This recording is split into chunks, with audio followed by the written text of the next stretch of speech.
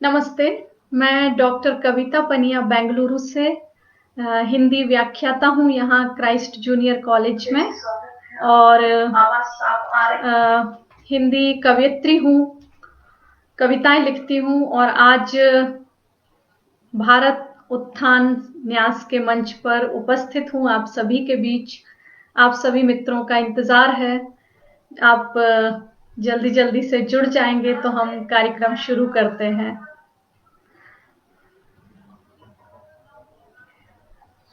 नमस्ते शशि जी, नमस्ते, स्वागत है आपका भी।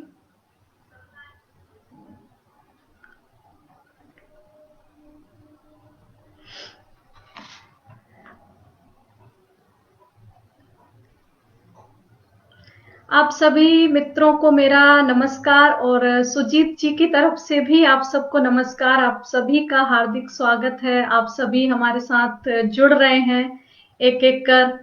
नमस्ते सीता जी। या सबसे पहले तो मैं ग्रुप के एडमिन सुजीत जी का बहुत बहुत आभार शुक्रिया कहना चाहूंगी कि उन्होंने आमंत्रित किया यहाँ पर इस कार्यक्रम से मुझे जोड़ने के लिए। बहुत खुशी हो रही है और ये मंच प्रदान किया है, ये सुखद है।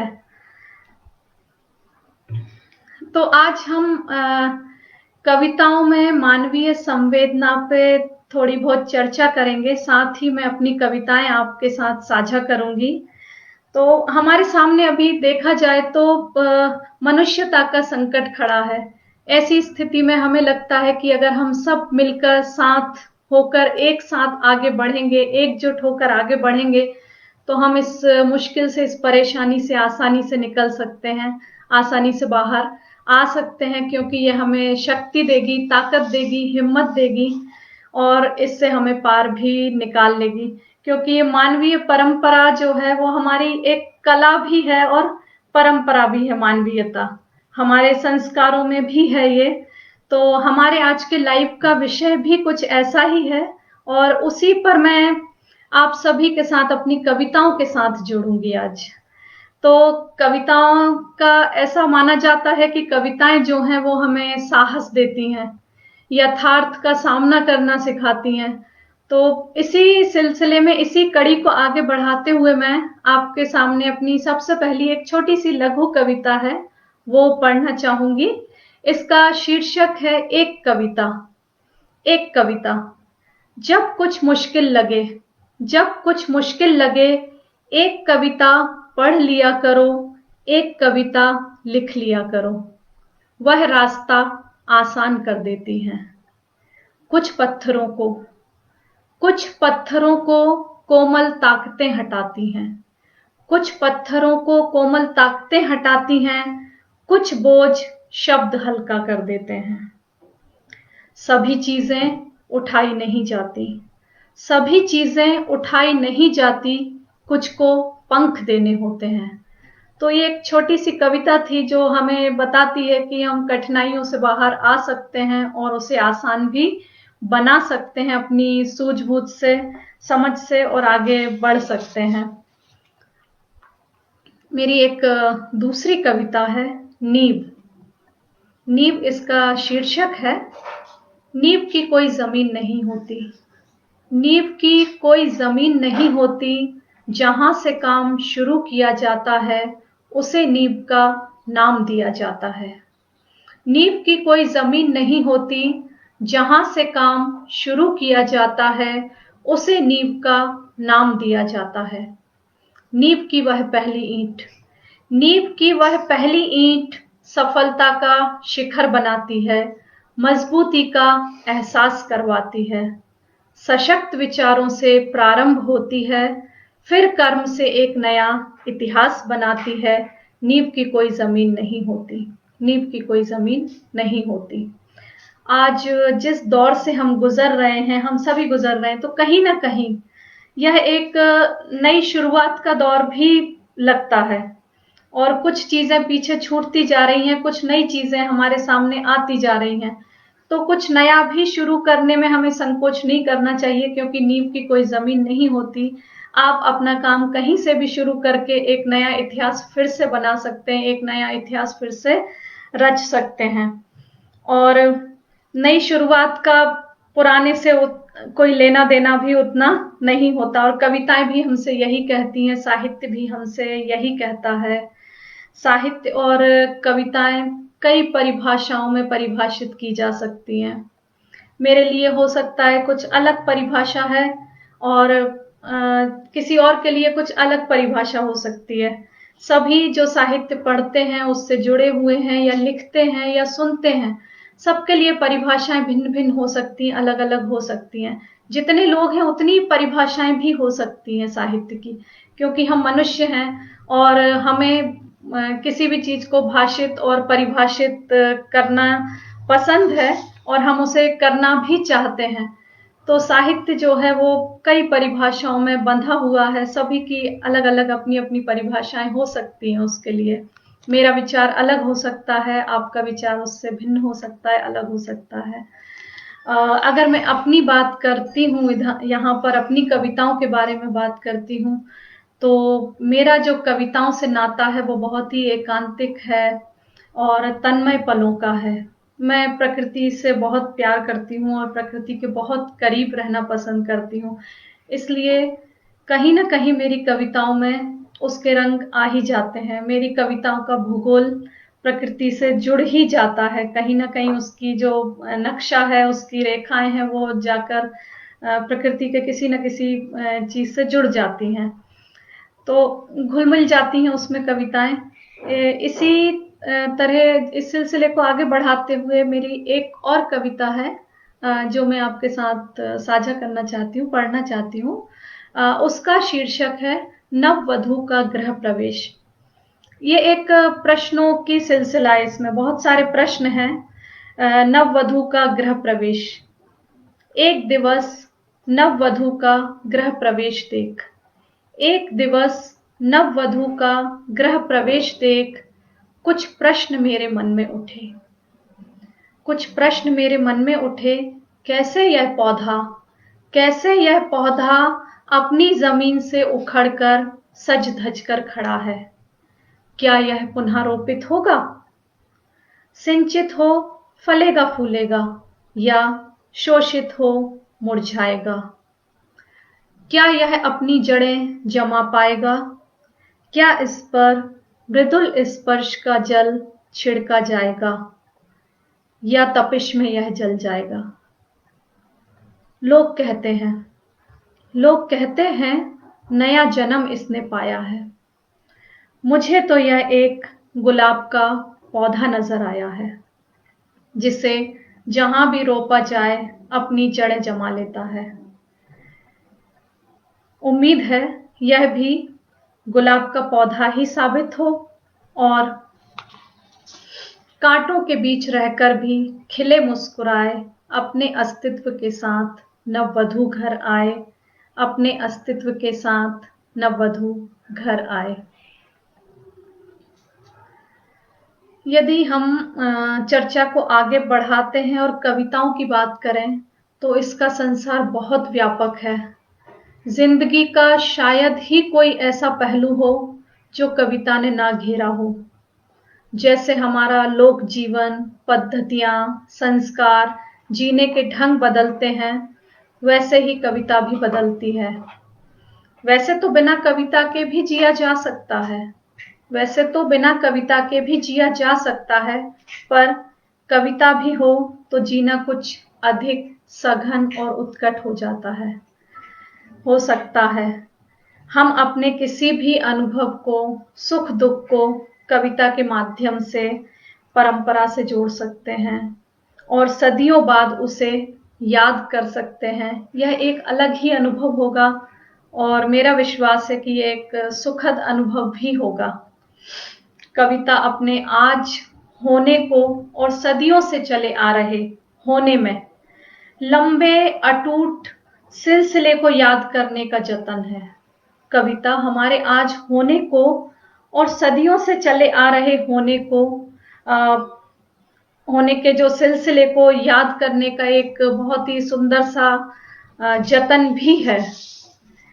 तो चलिए इसी सिलसिले को थोड़ा सा और आगे बढ़ाते हैं और मैं आपको अपनी एक कविता सुनाती हूँ जिसका शीर्षक है स्वभाव। स्वभाव। दो व्यक्ति हैं, एक खड़ा है, एक बैठा है, पास ही एक पेड़ है। जो खड़ा है जड़ों को देख रहा है, जो खड़ा है जड़ों को देख रहा है, जो बैठा है फलों को देख रहा है। रिश्ता दोनों का उस पेड़ से पुराना है, रिश्ता दोनों का उस पेड़ से पुराना है। एक ने बीज बोया था, एक ने बीज बोया था, फल पर उसकी दृष्टि जमी थी। एक ने पानी दिया था, जड़ पर अपना स्नेह उड़ेल रहा था। वह पेड़ दोनों को समान भाव से छाया दे रहा था। वह पेड़ दोनों को समान भाव से छाया दे रहा था। पत्तियां दोनों में भेद ना कर सकी, पत्तियां दोनों में भेद ना कर सकी, क्योंकि एक बीज रोपित करेगा तो दूसरा पानी से पोषित करेगा। तभी बारिश हुई, तभी बारिश हुई, छांव अब छाता बन गई। नाम बदला, सुरक्षा देने का भाव नहीं। पतझड़ में पत्तियों ने जमीन के उस हिस्से को, पतझड़ में पत्तियों ने जमीन के उस हिस्से को सबसे अधिक ढका जहां पर उसकी छांव अधिक पड़ती थी। मौसम बदला, मौसम बदला, साथ देने की आदत नहीं। जो बैठा था, जो खड़ा था, दोनों एक ही थे, सिर्फ किरदार अलग थे। असल में कविताओं में भाषा हमें याद करती है, सपना देखती है, सच टटोलती है। कविताएं स्मृतियों का एक कांपता हुआ सा स्पंदित अंतरिक्ष है। एक छोटी सी दुनिया है कविता की, जिसमें पूरा ब्रह्मांड भी बसा हुआ है, और उसी ब्रह्मांड में कविता फिर से अपनी एक छोटी सी दुनिया, अपना एक छोटा सा संसार चाहती है, वो अपनी जगह भी चाहती है। तो इस तरह से कविताएं जो हैं हमारे जीवन से जुड़ी हुई हैं, सुखद होता है इनसे जुड़ना। मेरी एक और लघु कविता है, इसका शीर्षक है आत्मा का जल। आत्मा का जल। सुख बहुत अभिनय करता है, सुख बहुत अभिनय करता है, उसका रंगमंच किरदारों से सजा होता है। संवादों पर अच्छी पकड़ होती है, संवादों पर अच्छी पकड़ होती है। ऐसा सुख दुखों को छिपाने में सहायक होता है, ऐसा सुख दुखों को छिपाने में सहायक होता है। ऐसे समय में तुम प्रेम को चुनना, ऐसे समय में तुम प्रेम को चुनना, वह तुम्हारे आत्मा के जल को खारा होने से बचाएगा। संवेदना के इस पानी से, संवेदना के इस पानी से तुम सींच सकोगे त्रिलोक। एक दिन तुम्हारा कमंडल तीर्थराज हो जाएगा, एक दिन तुम्हारा कमंडल तीर्थराज हो जाएगा। तो इस तरह से कविताएं हमारी संवेदना से जुड़ती हैं, हमारी मनुष्यता से जुड़ती हैं, हमारी प्रकृति से जुड़ती हैं, हमारे स्वभाव से जुड़ती हैं, हमारे आसपास की हर चीज से वो जुड़ जाती हैं और हम उससे जुड़ जाते हैं। कई बार कविताएं बिना भाषा के भी पढ़ी जा सकती हैं, बिना भाषा के भी समझी जा सकती हैं। यदि हमारे आसपास कोई एक छोटा सा बच्चा है, अपने खिलौने से खेल रहा है, उस वक्त हम उसे देखकर कोई कविता नहीं लिख रहे हैं, लेकिन उसे जब हम अपने खिलौने के साथ इतना घुल मिलकर खेलते हुए देख रहे हैं, तो वो भी अपने आप में एक कविता ही है, और उसे अनुभव करना भी उतना ही सुखद है। तो इस तरह से कविताएं जो हैं वो भाषा के साथ तो चलती ही हैं, भाषा के बिना भी चलती हैं कई बार। एक और कविता है ये मेरी बिल्कुल अभी नई कविता है और इससे मैं पहली बार इसका पाठ कर रही हूँ इस मंच से। ये माँ पे लिखी हुई है। माँ पर मैं वैसे कभी लिख नहीं पाई। इस बार एक छोटा सा प्रयास किया था, तो मैंने सोचा ये भारत माता का मंच है, तो यहाँ से इसकी शुरुआत करती हूँ, इसे पढ़ती हूँ। शायद आप लोगों को पसंद आए। इसका शीर्षक है माँ लाती है वसंत। माँ लाती है वसंत। माँ तुम थाली में लेकर, माँ तुम थाली में लेकर राई को कुछ ऐसी कला से बीनती हो।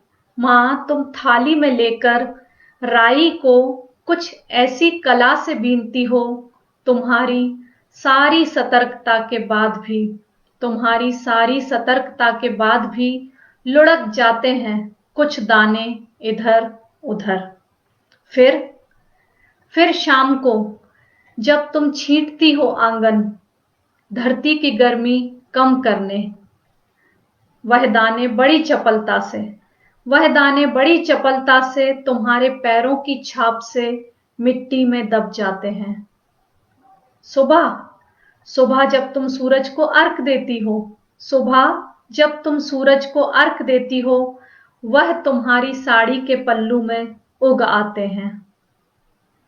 मैं तुम्हारी गोद में सिर रखती हूँ, मैं तुम्हारी गोद में सिर रखती हूँ, वहां वसंत रहता है। माँ तुम वसंत लाती हो, माँ तुम आंगन में वसंत लाती हो। इस प्रकार अलग अलग अनुभव मुझे कविताएं लिखने के लिए प्रेरित करते हैं।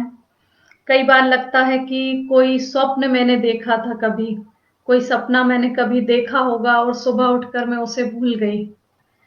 और कई दिनों बाद कुछ ऐसी पंक्तियां मेरी कविताओं में आ जाती हैं और उन्हें पढ़कर अनुभव करके लगता है कि ये मैंने कभी देखा था, ये मैंने कभी लिखा था या इसे कभी सोचा था।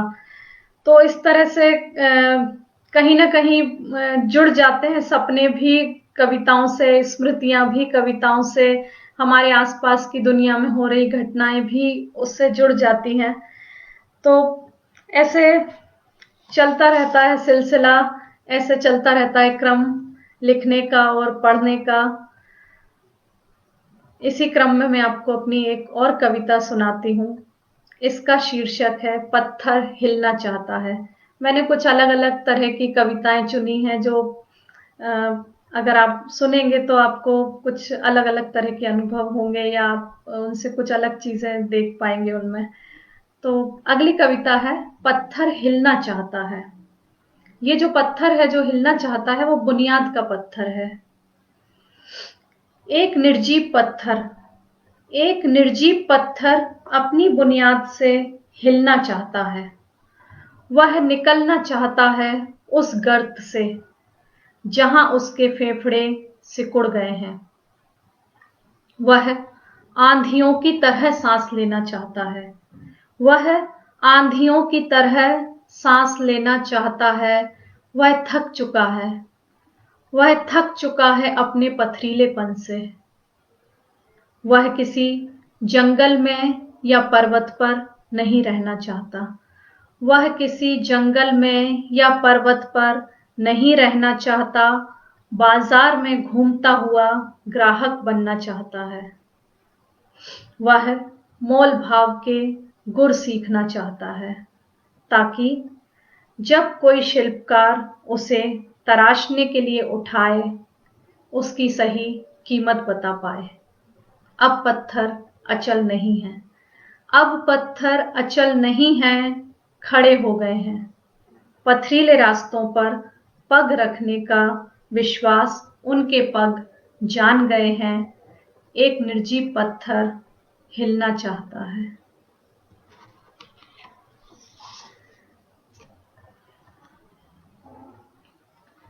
कविताओं की बात करें तो कई बार मुझसे पूछा जाता है या अक्सर ही ये सवाल जब हम आपस में मिलते जुलते हैं तो ये सवाल पूछा जाता है कि क्या आप रोज लिखती हैं। तो मेरा जवाब होता है हाँ, मैं रोज लिखती हूँ। भले ही कविताएं ना लिखूं, कुछ और लिखूं, उस दिन का कोई खास अनुभव लिख दूं, लेकिन मैं लिखती हूँ बिल्कुल वैसे ही जैसे एक गायक जो है वो रोज अपनी रियाज की प्रैक्टिस करता है, या कोई खिलाड़ी जो भी खेल उसका है उसकी वो प्रैक्टिस करता है, उसका अभ्यास वो करता है। उसी तरह से लेखन भी अपने आप में एक अभ्यास है। अगर हम रोज लिखते हैं तो कुछ चीजें नई नई जुड़ती जाती हैं। भले ही वो पूरी की पूरी एक कविता ना हो, कुछ दो चार लाइनें भी हों, तो भी लिखने में कोई हर्ज नहीं है। और लिखना पढ़ना मुझे बहुत पसंद है, किताबों से बहुत प्यार है। मैं अक्सर किताबें मंगाती हूँ अपने प्रिय लेखकों की, कवियों की, और उनकी कविताएं, उनकी कहानी, उपन्यास, संस्मरण, सभी कुछ पढ़ना मुझे पसंद है और उसे मैं अक्सर पढ़ती रहती हूँ। ये मेरी दिनचर्या का ही हिस्सा है पढ़ना भी, जैसे खाना खाना, सोना, उठना, बैठना, वैसे ही पढ़ना। इस तरह से अलग अलग समय और परिस्थितियों से हम गुजरते रहते हैं जीवन में, और कई बार हमें लगता है निराश हो जाते हैं हम कई बार अपनी स्थितियों से। तो उसी को लेकर एक कविता है जिसका शीर्षक है आशाएं। आशाएं। खेतों की गीली मिट्टी में, खेतों की गीली मिट्टी में दबे केंचुए सी आशाएं मन की जमीन पर किलबिलाती रहती हैं। खेतों की मिट्टी में दबे केंचुए सी आशाएं मन की जमीन पर किलबिलाती रहती हैं। केंचुए मिट्टी की परत दर परत कुरेद कर नवांकुरों के लिए द्वार खोल देते हैं। जहां खिलती हैं कलियां, भंवरे गुंजार करते हैं। आशाएं भी कुरेदती हैं, आशाएं भी कुरेदती हैं, वर्षों से निराशा में घिरे मन को। आशाएं भी कुरेदती हैं, वर्षों से निराशा में घिरे मन को, जहां जीवन जन्म लेता है, अपनी जड़ें जमाता है। मन की मिट्टी में मचलते हैं, मन की मिट्टी में मचलते हैं आशा रूपी केंचुए। इन्हें मत रोको वरना जमीन पथरीली हो जाएगी। यह बात जीवन के हर क्षेत्र में लागू होती है, क्योंकि अंकुर तभी फूटेंगे जब हम बीज बोएंगे। और इस कार्य को सतत होते रहना चाहिए ताकि बगिया हमेशा महकती रहे, वहां कुछ ना कुछ नया खिलता रहे। और उसके लिए हम सभी जिम्मेदार हैं।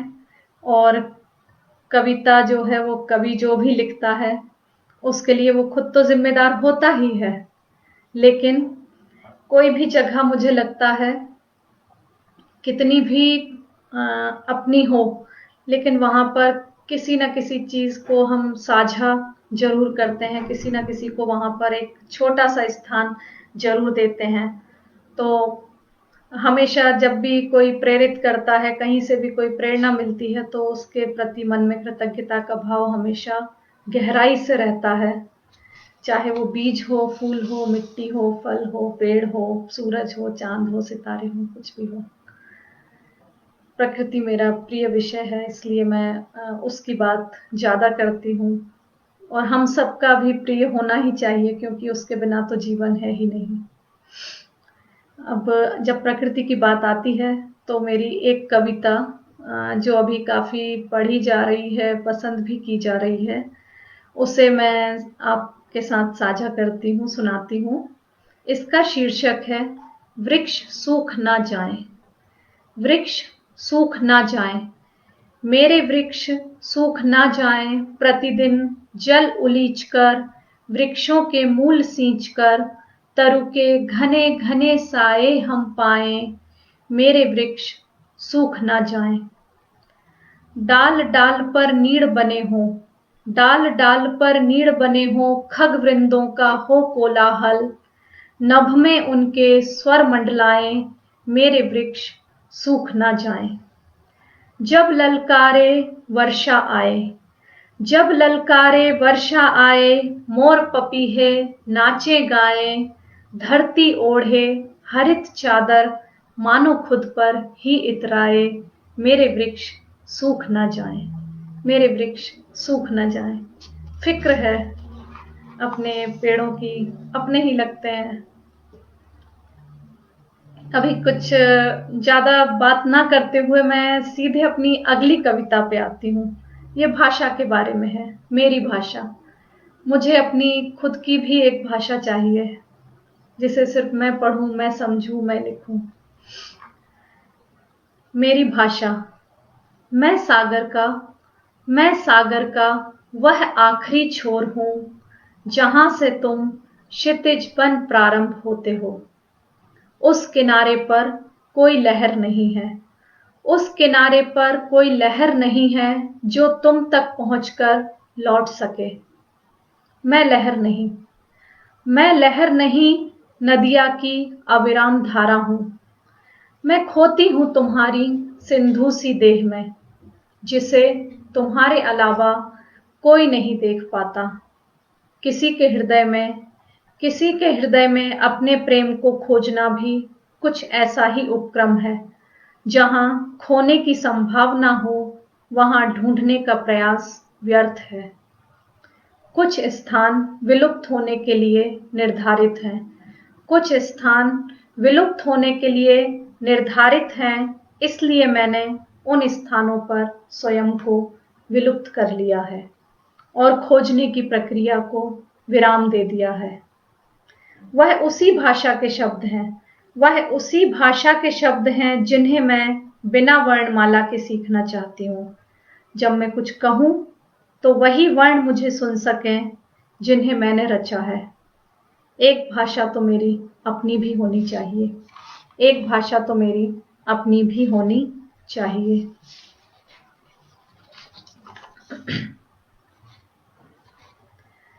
भाषा के बाद अगर हम ऋतुओं की बात करें तो ऋतुओं में वसंत ऋतु सबसे सुंदर ऋतु है, सबसे पसंदीदा है, सभी की पसंदीदा है।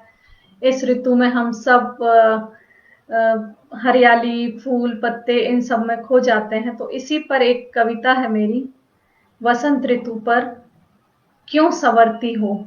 इसका शीर्षक है क्यों संवरती हो। अरे टहनी जरा बताओ तो, अरे टहनी जरा बताओ तो, हर वसंत तुम इतना क्यों संवरती हो। फूलों के भार से हवाओं संग कितना लचकती हो। नयनाभिराम बनकर मधुकर का मन मोह लेती हो। अलबेली सी बेल मेरे आंगन में महक रही हो। देखो कितना सुखद है, देखो कितना सुखद है तुम्हारा यूं भर जाना। कैसे तुमने, कैसे तुमने तितली के रंग से, भंवरों की गुंजार से पतझड़ की पीड़ा का सन्नाटा हर लिया है। अरे टहनी जरा बताओ तो, हर वसंत तुम इतना क्यों संवरती हो। तो ये जो कविता थी ये वसंत ऋतु पे थी। अब अगर हम प्रकृति से अलग हट के अगर कुछ बात करें तो मेरा कविताओं में एक बहुत ही प्रिय शब्द है जो कई बार मेरी कविताओं का हिस्सा बन जाता है। पंक्तियों में कहीं से भी आके छुप जाता है और कई बार दिख भी जाता है। तो इस शब्द का नाम है खिड़की। खिड़की हम सभी जानते हैं, वह अंदर भी देखती है और बाहर भी देखती है। खिड़की अंदर भी देखती है, बाहर भी देखती है, और खिड़की अपने आकार से बहुत बड़ा देखती है। बहुत छोटी होती है, दीवारों पर कुछ ईंटों को हटा के उनकी अनुपस्थिति में खिड़की बनाई जाती है, लेकिन जब खिड़की देखती है तो वो बहुत बड़ा देखती है, घर के बाहर और घर के भीतर भी। आकाश हर घर पर छाया रहता है, आकाश हर घर पर छाया रहता है, और कई बार वह खिड़की से ही दिख पड़ता है और खिड़की के द्वारा घर में आकाश आ जाता है, और खिड़की के द्वारा ही कई बार आकाश घर को याद भी करता है। यह भी है कि आकाश खिड़की से होकर घर में अंतरंग होकर प्रवेश करता है। कविता का संसार एक अनंत खिड़की है। हम चाहें तो इस खिड़की से दृश्यावलोकन कर सकते हैं और उस अनंत को देख सकते हैं। एक छोटी सी खिड़की हमें अनंत भी दिखा सकती है। कुछ ऐसा ही भाव लिए हुए है ये कविता, जिसका शीर्षक भी है खिड़की। घुटन सी हो रही थी, घुटन सी हो रही थी, हर ओर सन्नाटा, साए साए की आवाजें, चंचल अशांति रह रहकर करती रही कोलाहल, चंचल अशांति रह रहकर करती रही कोलाहल। समय चल रहा था, समय चल रहा था आहट के साथ। घुटन काल बन बढ़ती जा रही थी, जैसे ठहरे पानी में काई जम रही हो। फिसलने की आशंका घेर रही थी, फिसलने की आशंका घेर रही थी। पैर कुछ जमाया ही था, पैर कुछ जमाया ही था। एक धक्का सा लगा, टकरा गई जंग लगी खिड़की से, जिसके पल्लू गीलेपन से सड़ने लगे थे। कुछ चर्र-चू की आवाजें हुई, कुछ चर्र-चू की आवाजें हुई। तभी सूरज की सुनहरी आंखें खुली, जैसे रोशनी ने बंद संदूक का ताला तोड़ा हो। पहली बार मन की खिड़की खुली थी, पहली बार मन की खिड़की खुली थी। किसी के कोई कमेंट वगैरह मुझे दिख नहीं रहे हैं यहाँ पर, तो मुझे पता नहीं चल रहा है कि किसी का कोई सवाल है। इसके ऊपर नहीं जा रहे हैं, तो मैं एक बार देख लेती हूँ।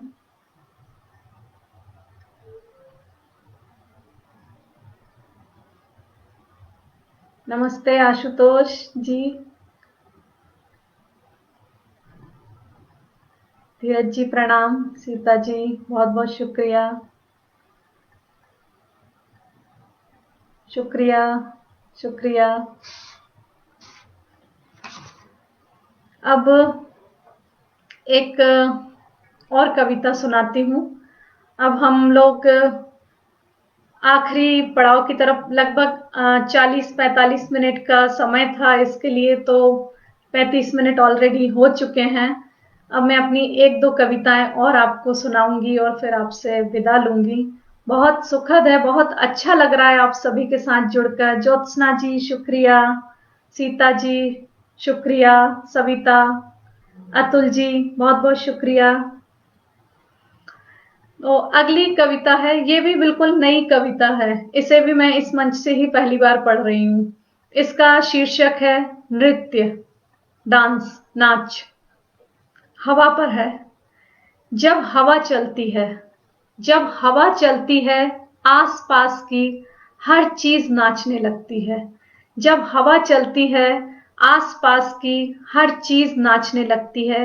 बस स्टॉप पर खड़ी लड़की का दुपट्टा, सड़क पर झाड़ू लगाती महिला का झाड़ू, उड़ने लगती है धूल, झूम झूम कर नाचने लगती है। पेड़ से विलग हुए पत्ते, पेड़ से विलग हुए पत्ते, विरह की पीड़ा भूलकर नाच उठते हैं। स्त्री पुरुषों के सिर के बाल नाच उठते हैं। जो साड़ी, जो साड़ी धोकर अभी अभी टांगी थी, जो साड़ी धोकर अभी अभी टांगी थी, रस्सी के साथ नाच उठती है। क्यों ना, क्यों ना अन्य शास्त्रीय नृत्यों की तरह इस आनंद को भी एक नाम दिया जाए, इसे भी एक नाम दिया जाए।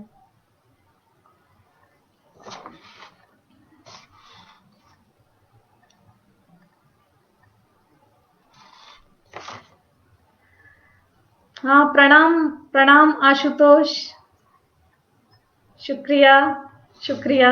आप लोग जुड़ रहे हैं, अच्छा लग रहा है। अब मैं अपनी एक छोटी सी लघु कविता है, इसे सुनाना चाहूंगी। इसका शीर्षक है मुक्ति। बहुत छोटी सी है।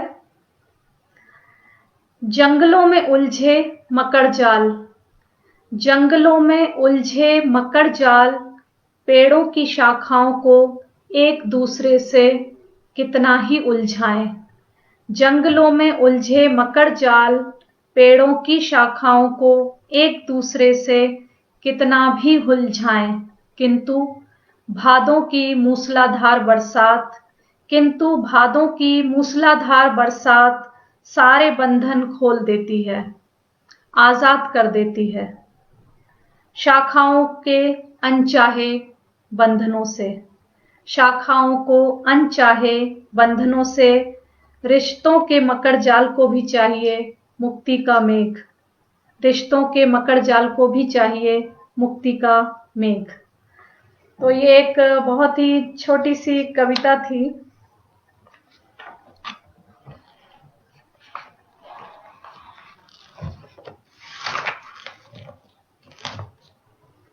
एक आखिरी कविता और बस उसके बाद मैं विदा लूंगी। एक चिट्ठी आकर खुली, इसका शीर्षक है एक चिट्ठी आकर खुली पर बहुत समय तक पता नहीं चला। एक चिट्ठी आकर खुली पर बहुत समय तक पता नहीं चला उसके खुलने का। जैसे तितली के पंख नहीं दिखते लंबे समय तक उड़ने से पहले या किसी फूल पर बैठने से पहले। प्रेम आने से पहले नहीं बताता कोई पता। प्रेम आने से पहले नहीं बताता कोई पता। पहले ना बताना हमेशा रहने की जिम्मेदारी है। एक तारे का टूटना, मन्नत से बंधे हाथ और बंद पलकों में है सिमट जाना। उसका सफर लंबा है, उसका सफर लंबा है, वह आनंद का आंसू है। तो इस तरह से आज आप सभी के साथ जुड़ी हूँ। बहुत अच्छा लग रहा है कि बहुत सारे मंच जो हैं वो अवसर दे रहे हैं इस तरह से कविताओं को पाठकों तक, श्रोताओं तक पहुंचाने का। ये बहुत ही सार्थक और सुखद प्रयास है। मुझे लगता है जितने भी मंच ये कर रहे हैं उन सब का स्वागत होना चाहिए, क्योंकि साझा करने का कोई ना कोई जरिया तो होना ही चाहिए ताकि हम ज़्यादा से ज़्यादा लोगों से जुड़ पाएं। तो आप सभी आज के इस लाइव कार्यक्रम में मुझसे जुड़े, मुझे बहुत अच्छा लग रहा है, बहुत खुशी हो रही है। आप सभी का बहुत बहुत धन्यवाद, बहुत बहुत शुक्रिया, आभार। सुजीत जी आपका भी बहुत बहुत आभार। भारत उत्थान न्यास का बहुत बहुत आभार, शुक्रिया। नमस्कार, विदा लेती हूँ।